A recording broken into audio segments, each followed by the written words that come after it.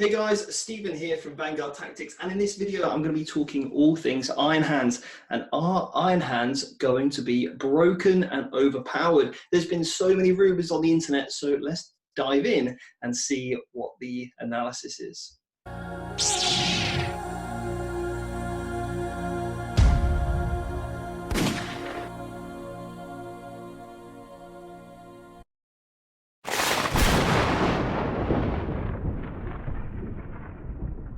So before we kick off with this Iron Hands review, I'm also going to be going over at the end of this video my top 3 units that we're going to see a lot more of in regards to Iron Hands and some of the best ways to use those top 3 units. So stay tuned until the end and we're going to cover what those units are.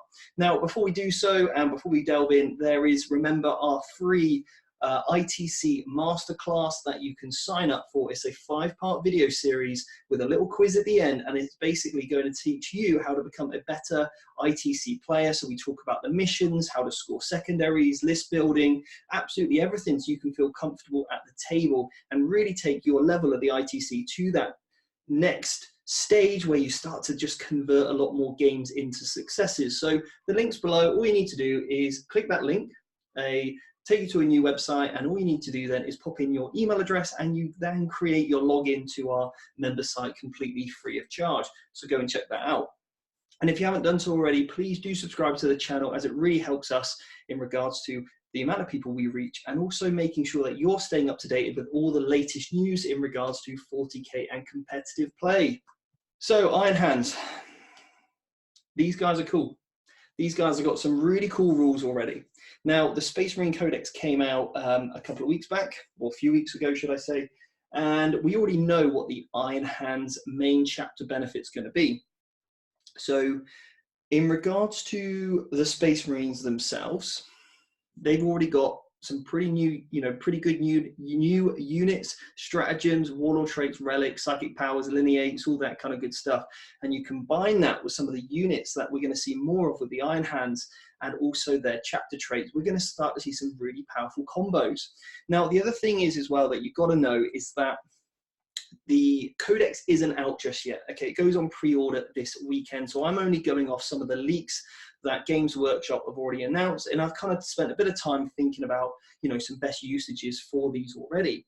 Now, remember, guys, that a Space Marine army gets something called doctrines. So if all of your army is Battleforged and it's Space Marines, let's say Iron Hands, then basically you're going to get these doctrines, and there's 3. There's a Devastator, Tactical, and Assault. Now, you go through the doctrines at your own leisure. You start off at Devastator, move on to Tactical, then move on to Assault. Depending on which one you're in, you get an additional -1 to your weapon profile. Okay, so let's take the Devastator doctrine. All of a sudden, your heavy bolters are going to be -2 AP rather than -1. Okay, now the Iron Hands get something called Calculated Fury. Now, this basically means this is an additional benefit to the time spent in the Devastator doctrine. And basically, this doctrine allows you to get an inbuilt reroll 1s to hit, which is pretty good. Then also, just to top that off, well, you don't get the modifier for moving and shooting with heavy weapons. Okay, so these heavy weapons that are already getting an additional -1 to their AP because you're in Devastator doctrine, you're also now counting it as basically being stationary. Okay, so there's a slight different change on the wording, but essentially you guys can move and fire without penalty. So your Dreadnoughts now, your Devastators, your Suppressors, your Stormhawks, Storm Talons, anything that didn't have Power of the Machine Spirit basically now gets it for free, which is so good. And not only that, your initial chapter trait, as we already know because that's been reviewed in the Space Marine Codex, you are overwatching on 5s, so that's already one benefit, and 6s. You also count as double the amount of wounds in regards to the damage table, so vehicles are super powerful. And also you're going to get a 6-up Feel No Pain.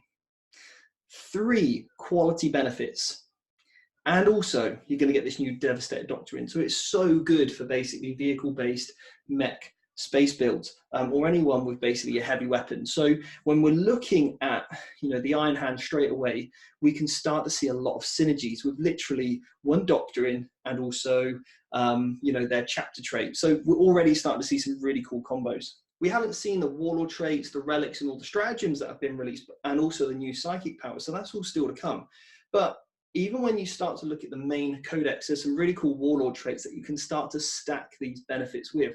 One of those being, within 6 inches of a Warlord, you can basically, for every 6 you roll, add an additional -1 AP. So let's think about that. Razorbacks. Razorbacks, twin assault cannons, or twin heavy bolters are moving. They don't care anymore, so they're still hitting on 3s. Re-rolling, because he's probably a chapter master. So he's re-rolling 1s and 2s with basically 12 shots per one. So this is 36 shots, re-rolling all misses, hitting on 3s. And now, because you're in Devastator Doctoring as well, you're -2, so not -1. So you're -2, and then for every 6 you roll, you're -3.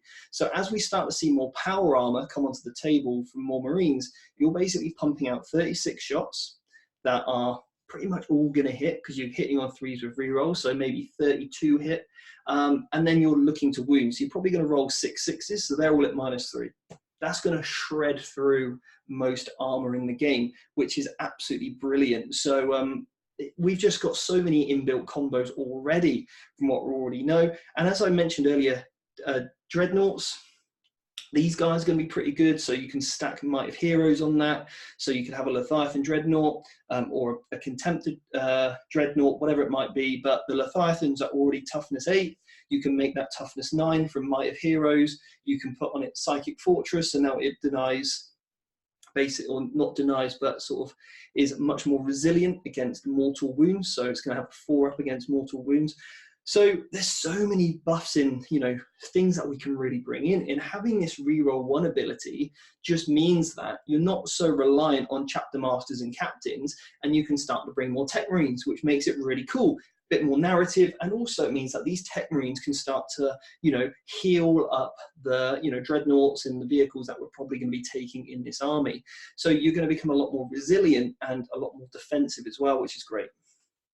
The other thing is that the other psychic power that's been released is a +1 to hit. So this is absolutely great. So you can basically cast that on a unit, and let's say let's take that Leviathan Dreadnought, let's take that, for example, Deradeo Dreadnought with autocannons, that's maybe firing at a Eldar -2 to hit vehicle, hitting on 2s normally. He's moving, so getting in range, he doesn't even care. And now you're playing a +1 to hit on him, so he's now hitting again on 3s, re-rolling misses. Absolutely fantastic. So you're going to start to become a lot more efficient in those matchups that are quite difficult. So we're talking Plaguebearers. You're going to get some, you know, much more offensive output against Plaguebearers because they're normally -2 to hit. Eldar shenanigans with minuses, and then also you can combine that with a Chaplain to give another unit +1 to hit. Okay, from his lineage. So you could basically have 2 Dreadnoughts or 2 of these Razorbacks that we spoke about earlier with a +1 to hit on. So now we're putting out a lot of shots with, you know, that ability to basically hit on, you know, 2s or 3s in the game, which is absolutely brilliant. So your efficiency from your output really is ramping up with these Iron Hands. And then also a relic got released. Now within 3 inches of this said character, and I would probably put this on something like a Chaplain Dreadnought. Okay, you make him a character, well, he's a character anyway. He's got a twin las cannon or whatever, so he's moving and firing, he's not caring, he's hitting on 2s, he's got a big old base, so within 3 inches of him, you can put a lot of other units around him. And basically, all those units take -1 damage. -1 damage. And then there's that stratagem, so that if there's a Dreadnought, you basically half all damage, then you're -1 off this. So let's say it's a, you know, for example, flat damage 3 weapon, you half it, rounding up is 2, -1. So now let's say a unit of 10 Dark Reapers is shooting against a Leviathan, it's only doing 1 damage per Dark Reaper, and that's still got to get through your 4-up invulnerable save. So we've got some really good defensive abilities here. Oh, and also you've got that 6-up Feel No Pain as well on top of that. So anything that does go through, you're going to get that. And then even if you do take some wounds, you're still probably fighting on your top bracket. So these guys are just going to stay put and are just going to be so resilient. And I cannot wait to see what else they've got. Now, one other thing I just want to mention is, well, this tactical objective stratagem. Now, for those guys that play ETC, this is going to be really good because all of a sudden, the power to just keep a card in your hand to score big points is so huge. So let's say you draw Kingslayer, 2 points. Let's say you've already killed their Warlord and you can keep hold of it and you can score again in your next turn, or maybe that defend, you're going to be scoring some big points here. So yeah, some really good opportunities to score well in the Maelstrom and also the ETC. ITC obviously doesn't matter, but apart from that, we've got some really good stratagems from literally 3 things that we've got released. And remember, there is that other relic as well. The other relic that a lot of people have missed is the Space Marine Librarian one, which allows you to take an additional power. Now, it doesn't specify which one that has to be from, so essentially what you can do is take Might of Heroes and Psychic Fortress, and then also this Blessings from the Iron Warrior, Iron Hands, sorry, not Iron Warriors, too many irons words going on, Iron Hands. You can't start delving into chaos stuff, but you can start to take this blessing as well. So you can start to take the best of both worlds with this relic. So there's some really cool combos. So guys, my top 3 units already, which are going to be some pretty cool standouts, are going to be Devastators, because now these guys can move and they can shoot. So they can hide out line of sight, move up with 4 rocket launchers. Rocket launchers are now great because they're D6 shots, so when you're fighting Horde, are now going to be basically a -1 on their AP.